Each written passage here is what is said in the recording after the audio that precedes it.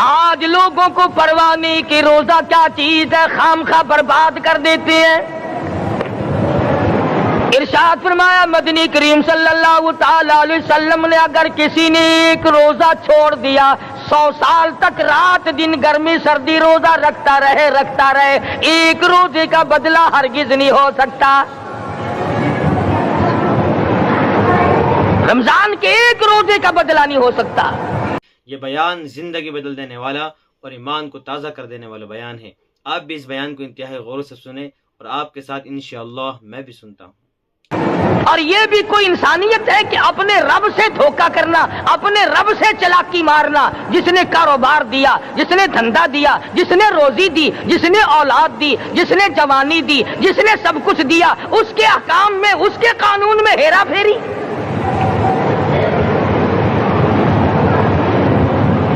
صحابہ کرام رضوان اللہ تعالی علیہ مجمعین کی جماعت کے یہاں تو ایسا ہرگز نہ تھا۔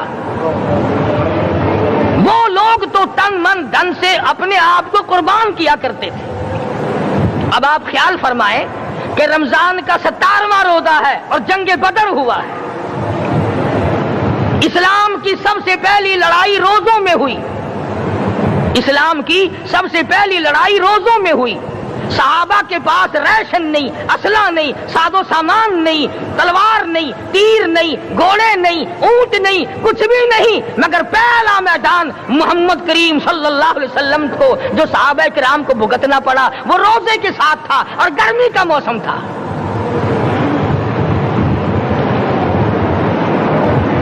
بڑے دکھ کی بات ہے کہ رمضان المبارک گزر گیا، بعض گرمی میں گھر والوں نے رمضان کو داخل ہی نہیں ہونے دیا۔ اچھے بھلے کھاتے پیتے آدمی روزہ نہیں رکھتے، مزدوروں کو یہ بہانہ ملا کہ ہم کاروبار کرتے ہیں روزہ کیسے رکھیں؟ ارے اگر موت آ گئی تو تیرا باپ کمائی کرے گا، اور اگر بیمار پڑ جائے پھر کون کمائی کرتا ہے؟ ارکان اسلام میں سے ہے روزہ، احکام اسلام میں سے ہے روزہ، اسلام کی بنیاد میں سے ہے روزہ، نماز بھی اور روزہ بھی۔ جس نے نماز کی پرواہ نہ کی اس نے ایک ستون گرا دیا، جس نے روزے کی پرواہ نہ کی اس نے دوسرا ستون گرا دیا، جس نے زکات کی پرواہ نہ کی اس نے تیسرا ستون گرا دیا، جس نے حج کی پرواہ نہ کی اس نے سارے اسلام کی عمارت کو ڈھا دیا۔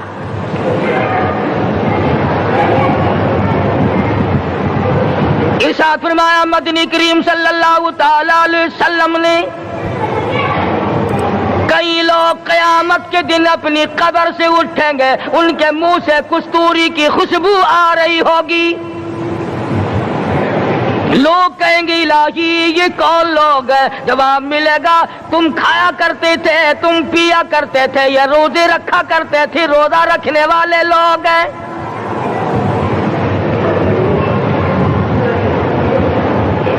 ملتان کے دوستو، اگر تمہاری یہ تمنا ہو کہ ہم قیامت کی پیاس سے بچ جائیں، 50,000 سال کی شدت والی پیاس سے بچ جائیں، قیامت کے دن والی گھبراہٹ سے بچ جائیں، قیامت کے خوفناک عذاب سے بچ جائیں، اگر 50,000 سال کی دھوپ سے بچنا چاہتے ہو، شدت سے بچنا چاہتے ہو، گرمی سے بچنا چاہتے ہو، پیاس سے بچنا چاہتے ہو، مسلم شریف کی روایت میں ہے ایک آدمی کی زبان اتنی باہر لٹک جائے گی اس پہ 18 آدمی کھڑے ہو سکے۔ ان تمام پیاسوں سے، گھبراہٹوں سے اگر بچنا چاہتے ہو، اتنی شدید گھبراہٹ آئے گی، اتنا سخت ماحول بن جائے گا۔ قرآن کریم کہتا ہے یا ایھا الناس اتقوا ربکم، ڈرو اپنے پروردگار سے جتنے تمہیں آنکھیں دی۔ اتقوا ربکم، ڈرو اس پروردگار سے جس نے زبان دی۔ اتقوا ربکم، ڈرو اس پروردگار سے جس نے اولاد دی۔ اتقوا ربکم، ڈرو اس پروردگار سے جس نے کاروبار دیا۔ ڈرو اس پروردگار سے جس نے ہاتھ دیے، جس نے پیر دیے۔ فرمایا اتقوا ربکم ان زلزلۃ الساعۃ شیء عظیم۔ اتنا سخت گھبراہٹ ہوگا قیامت کے دن. نبی کریم صلی اللہ علیہ وسلم نے فرمایا اگر کوئی اس پیاس سے بچنا چاہتا ہے, اس گھبراہٹ سے بچنا چاہتا ہے, تو ایک ہی صورت ہے کہ وہ رمضان کے روزے رکھا کرے. حدیث میں آتا ہے کہ قیامت کے دن اللہ پاک جل شانہ عرش عظیم کے سائے میں کچھ لوگوں کو دسترخوان پہ بٹھا کر کھانا کھلائیں گے. اس تباہ کاریوں والے دن, پریشان حال والے دن, جس دن یہ حال ہو, فرمایا یوم یفر المرء من اخیہ و امہ و ابیہ و صاحبتہ و بنیہ. اما ابا بیوی اولاد کوئی بھی کام آنے کو تیار نہیں. حالات اس طرح سے دگرگوں بن جائیں گے. فرمایا کلا اذا بلغت التراقی وقیل من راق وظن انہ الفراق والتفت الساق بالساق الى ربک یومئذ المساق. فرمایا موت تمہارا کام آ کر تمام کر دے گی. یہ ہاتھ کام نہ کریں گے, یہ آنکھ کام نہ کریں گی, یہ پیر کام نہ کریں گے, یہ دل و دماغ نکما ہو جائے گا, یہ بیوی بچے کام نہ آئیں گے, یہ دھن دولت کام نہ آئے گی. تمام کا تمام نظام کائنات بیکار ہو جائے گا. تو خداوند کریم نے رمضان المبارک کے ساتھ ساتھ شب قدر کی حاج کی رات عطا فرمائی اور یوں فرمایا اے میرے محبوب آپ رویا نہ کریں, آپ غم زدہ نہ ہوں, آپ پریشان حال نہ رہا کریں. میں نے تیری امت پہ کرم کر دیا, ایک رات ایسی عطا کر دی جو 1000 مہینوں سے بہتر ہے. اور قرآن کریم پڑھنے کا لطف میں اور آپ کیا جانیں. جاؤ ابو بکر صدیق رضی اللہ تعالیٰ عنہ سے پوچھو کیسا قرآن کریم پڑھا کرتا تھا. سارے کافروں نے کھڑے ہو کر کے اعتراض کیا ابو بکر کو ہم زور سے قرآن کریم نہیں پڑھنے دیں گے. ابو بکر قرآن پڑھتا ہے, ہماری عورتیں پر اثر انداز ہوتا ہے, ہمارے بچوں پہ اثر ہوتا ہے. اور مکے کے کافروں کا یہ بیان ہے کہ جب صدیق اکبر قرآن پڑھتا تھا پہاڑ لرز جایا کرتے تھے.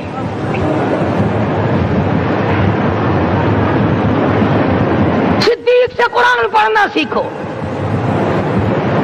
فاروق اعظم نے اسی قرآن کریم کے ذریعے سب کچھ حاصل کیا. ساری رات فاروق اعظم قرآن کریم کی تلاوت کیا کرتے تھے, ایک ایک رکعت میں پورا ختم قرآن کرتے تھے. آج تو یہ باتیں کہانی نظر آتی ہیں. صدیق اکبر سے قرآن پڑھنا سیکھو, فاروق اعظم سے قرآن کریم پڑھنا سیکھو. سیدنا عثمان ذی النورین رضی اللہ تعالیٰ ایک رات میں اور ایک رکعت میں پورا قرآن ختم کیا کرتے تھے. نبی کا دوہرا داماد عثمان ذی النورین, جس کو دیکھ کر حضور اکرم صلی اللہ علیہ وسلم فرمایا کرتے تھے او لوگوں میں عثمان سے حیا نہ کروں جس سے آسمان کے فرشتے بھی حیا کرتے ہیں, جس کا آسمان والے فرشتے بھی ادب کرتے ہیں, میں اس کا ادب نہ کروں. سیدنا علی مرتضی رضی اللہ تعالی عنہ ایسا قرآن کریم پڑھا کرتے تھے, سارا زمانہ شاہد ہے, سارا زمانہ گواہ ہے کہ جب وضو کرتے رنگ پیلا پڑ جاتا, مسجد میں قدم رکھتے بے ہوش ہو جاتے. کسی نے پوچھا امیر المومنین کیا بات ہے, فرمانے لگے اللہ کے دربار میں کھڑا ہونے لگا ہوں, ڈرتا ہوں کوئی بے ادبی نہ ہو جائے.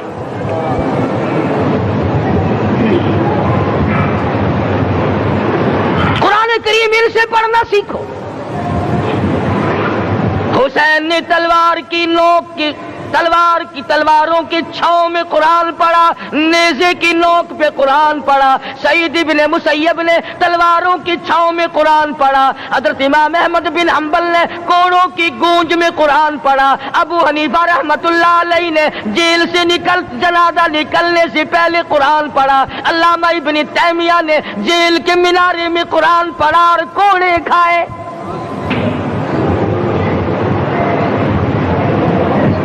تم بھی قرآن پڑھتے ہو، جب کوئی مر جائے نا پھر قرآن پڑھتے ہیں، اور وہ بھی صحیح سالم پورا نہیں ہوتا۔ کیوں پڑھے؟ کوئی باپ مرے تیرا قرآن کریم پڑھے مولوی، کیوں؟ تیرے باپ کے نوکر ہے مولوی؟ تم خود کیوں نہیں پڑھتے؟ تمہارا خود کا تو یہ حال ہے کہ جن کپڑوں میں باپ نے دم توڑا، جن کپڑوں میں ماں نے دم توڑا، جن کپڑوں میں گھر والی نے دم توڑا، جن کپڑوں میں بھائی نے دم توڑا، وہ سارے کپڑے الگ رکھتے ہو۔ ارے ظالمو، تمہیں اپنے ماں باپ کے کپڑوں سے نفرت ہے۔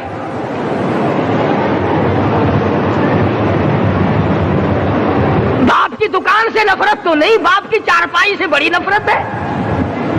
جس بستر پہ باپ دم توڑے تم اس بستر کو نہیں استعمال کرتے۔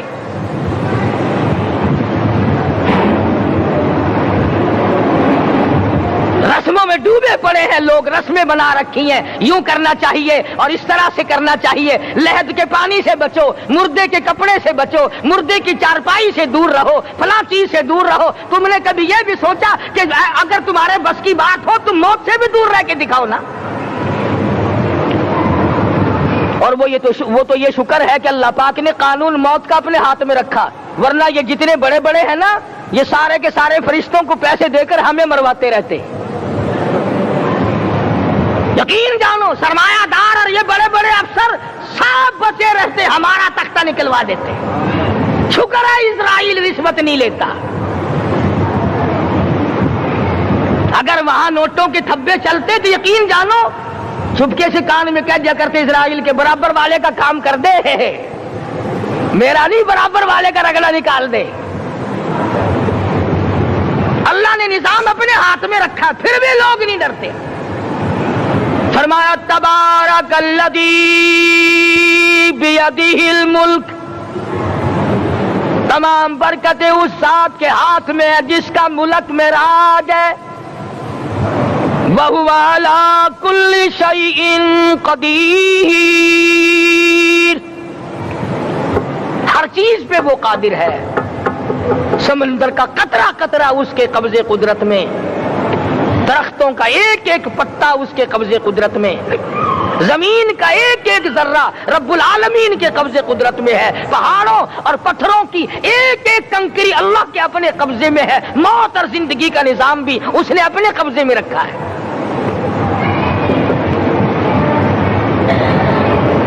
قرآن کریم ان سے پڑھنا سیکھو اگر کسی نے پڑھنا ہے۔ مجد الفسانی سرہندی رحمت اللہ علیہ جب قرآن کریم پڑھا کرتے تھے، تھوڑا سا پڑھتے پھر بے ہوش ہو جاتے۔ شاہ ولی اللہ نے مار کھا کر قرآن کریم پڑھا، شاہ عبدالعزیز کے دونوں ہاتھوں کے انگوٹھے کھینچ کر نکال دیے گئے، مگر قرآن پڑھا۔ مولانا شاہ اسماعیل شہید رحمت اللہ علیہ کو بالا کوٹ میں ٹکڑے کر دیے گئے، مگر اللہ والے نے قرآن کی تلاوت نہ چھوڑی۔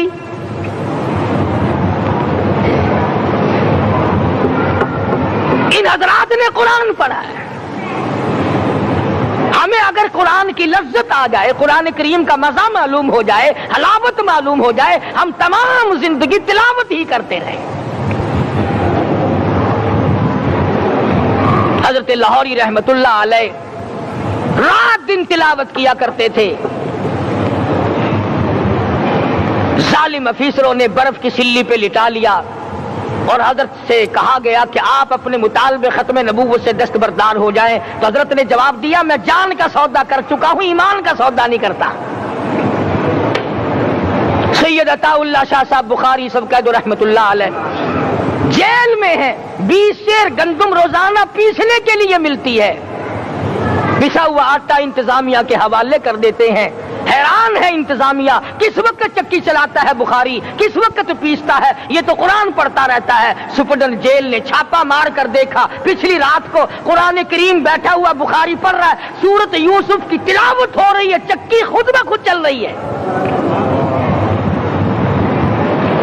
دانے خود بخود اٹھ کر چکی میں پڑھ رہے ہیں۔ یہ حضرات تھے جنہوں نے قرآن مجید لذتوں کے ساتھ پڑھا۔ غازی علم الدین نے پھانسی کی کوٹڑی میں رات دن قرآن کی تلاوت کر کر کے حضور اکرم صلی اللہ علیہ وسلم کا روزانہ دیدار کیا۔ سلطان نور الدین زنگی رحمت اللہ علیہ ہر جمعرات کو پورا قرآن ختم کرتا تھا اور 1000 دفعہ درود شریف پڑھا کرتا تھا۔ مدنی کریم صلی اللہ علیہ وسلم کا خواب میں 12 دیدار کیا کرتا تھا۔ سلطان عالمگیر رحمت اللہ علیہ مغلیہ خاندان کا چشم و چراغ ہے، بادشاہ وقت ہے، قرآن مجید کا حافظ بھی تھا، مفسر بھی تھا، اور مدنی کریم صلی اللہ علیہ وسلم کی 5000 حدیث پاک عالمگیر بادشاہ کو زبانی یاد تھی۔ اور اتنا اچھا مسلمان آدمی تھا کہ ساری زندگی میں تہجد کی نماز قضا نہیں کی، ساری زندگی میں۔ بادشاہ تہجد پڑھا کرتے تھے، آج تم 2 ٹکے کے آدمی تہجد نہیں پڑھتے۔ یہی وجہ ہے کہ ہم آج کافروں کے سامنے مرغوب ہیں، مغلوب ہیں، ان سے دبے ہوئے ہیں۔ کبھی اسرائیل فلسطینیوں کو مارتا ہے، کبھی لبنان کو مارتا ہے، کبھی شام پہ چڑھائی کرتا ہے۔ یہی وجہ ہے ہم نے قرآن چھوڑا، اللہ پاک نے اپنی رحمت کی چادر ہمارے سر سے اتاری۔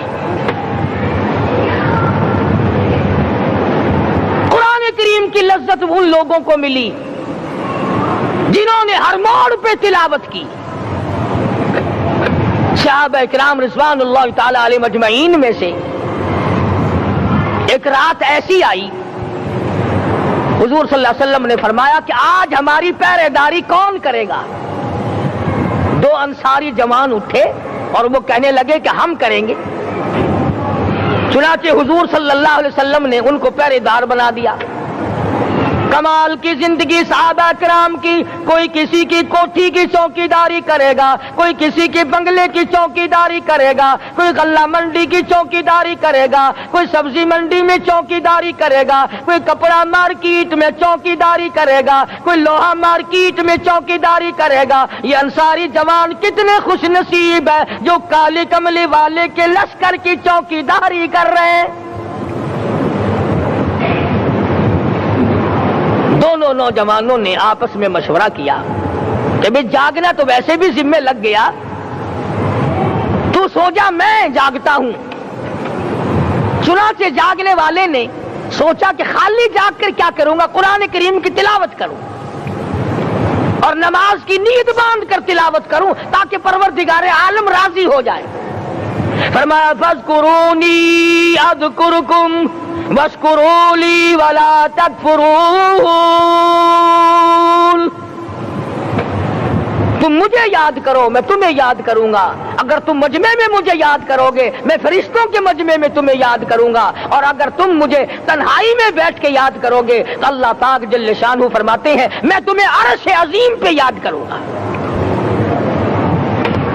جس نوجوان نے اپنے ذمہ جاگنا لیا، قرآن کریم کی تلاوت شروع کر دی، نماز کی نیت باندھ کر سورۃ کہف پڑھنے لگا، دشمن کی طرف سے تیر لگا کمر میں، پتہ ہی نہ چلا کیسی نماز پڑھتا ہوگا کہ اس کو پتہ ہی نہ چلا۔ دوسرا تیر لگا، تیسرا تیر لگا، خون بہ کر سونے والے ساتھی کے نیچے پہنچا۔ اس نے اٹھ کر شور مچایا نماز ختم کر، دشمن آ گیا۔ چنانچہ جب نماز ختم کی تو کمر پہ ہاتھ لگا کر کہنے لگا کہ میری کمر میں تو تیر چبھے ہوئے ہیں۔ انہوں نے کہا تجھے پتا نہیں؟ کہنے لگا نہیں مجھے کوئی پتا نہیں۔ اب وہ صحابی کھینچ کر نکالنے لگا، وہ جس کو لگے ہوئے تھے وہ کہنے لگا کہ اب تو دکھ ہوتا ہے، میں دوبارہ نیت باندھتا ہوں، قرآن پڑھنے لگوں گا، پھر نکالنا مجھے پتہ نہ چلے گا۔ اور مسلمانوں خدا کی قسم نبی کے دیوانوں نے، نبی کے پروانوں نے ایسا قرآن پڑھا تیر چبھتے گئے پتہ ہی نہ چلا۔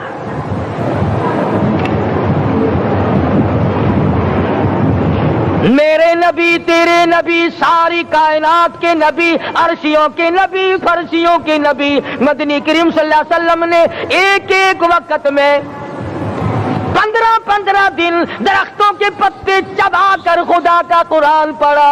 آج ہم لوگ مکھن کھا کر قرآن نہیں پڑھتے۔ مدنی کریم صلی اللہ علیہ وسلم نے ایک ایک وقت میں 2 پتھر اپنے پیٹ پہ باندھ کر خدا کا قرآن پڑھا.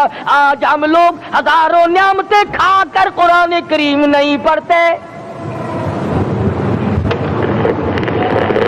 سیدہ عائشہ صدیقہ رضی اللہ تعالی عنہا فرماتی ہیں کہ جب رمضان کا چاند نظر آتا تو حضور صلی اللہ علیہ وسلم کا رنگ پیلا پڑ جاتا, دعا میں عاجزی بڑھ جاتی, رکعت لمبی ہو جاتی, سجدے لمبے ہو جاتے, اللہ سے مانگنا بڑھ جاتا. فرماتی ہے کہ ایک دن حضور صلی اللہ علیہ وسلم نے ساری رات رو رو کے گزاری.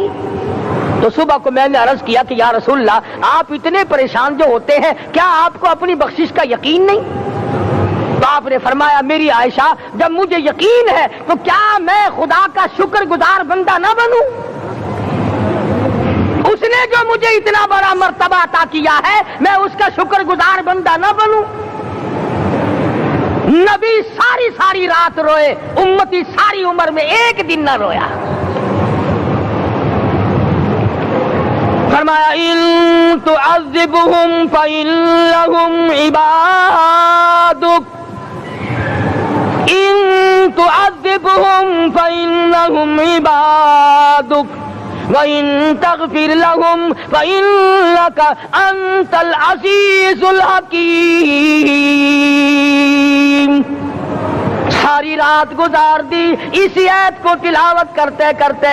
محمد عربی صلی اللہ علیہ وسلم نے, او میرے رب, اگر تو ان کو عذاب دے تو یہ تیرے بندے ہیں, اور اگر معاف کر دے گا تو تیرے خزانے میں کوئی کمی نہیں. وَإِن تَغْفِرْ لَهُمْ فَإِنَّكَ أَنْتَ الْعَزِيزُ الْحَكِيمُ. تو بخشنے والا ہے, تو غالب اور حکمتوں کا مالک ہے, تیرے یہاں کون سی کمی آ جائے گی؟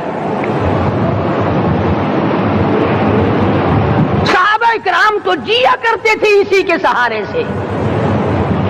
سیدنا معاذ بن جبل رضی اللہ تعالی ہر وقت دعا کرتے تھے, الہی جب میری موت آئے, رمضان کا مہینہ ہو, گرمی کا موسم ہو, میرا روزہ ہو, جہاد فی سبیل اللہ ہو, کافروں سے مقابلہ ہو رہا ہو, لڑائی ہو, اعلان ہو چکا ہو, تؤمنون باللہ ورسولہ وتجاہدون فی سبیل اللہ.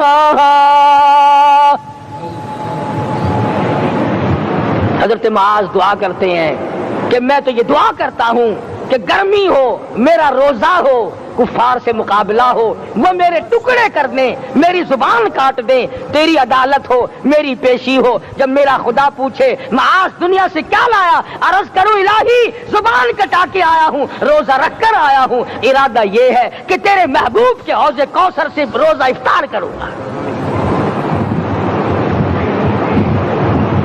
آج قوم کھلے بندوں کھاتی پھرتی ہے, انہیں شب قدر کا کیا پتا, انہیں لیلۃ القدر کا کیا پتا, انہیں رمضان المبارک کی بابرکت گھڑیوں کا کیا پتا.